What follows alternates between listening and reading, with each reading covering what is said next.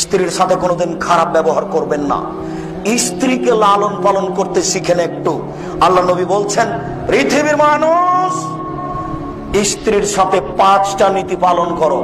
1, ফাকসুহা মাত্তাসাইতা, যে মানের খাচ্ছ সে মানের খাওয়াও।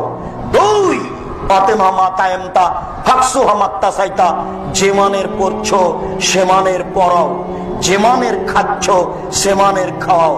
3, অলা তুকাব্বে, কখনো কটু কথা বলো না। স্ত্রীকে কখনো কটু কথা বলবেন না। বলবেন না 3টে কথা।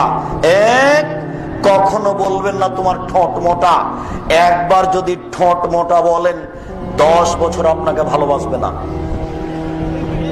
2, কখনো বলবেন না তোমার রং কালো। একবার যদি রং কালো বলেন অন্তত 12 বছর মনে থাকবে।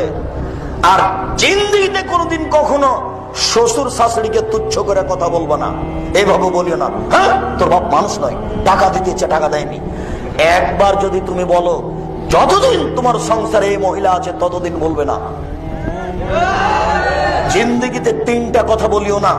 কখনো বলিও না তোমার ঠোঁট মোটা, কখনো বলিও না তোমার রং কালো, কখনো তার বাপ মাকে দোষী করে কথা বলো না। যুবক, আমি কি দিয়ে বুঝাই, ওর বুদ্ধি কম, তুমি তার সাথে একটু নরম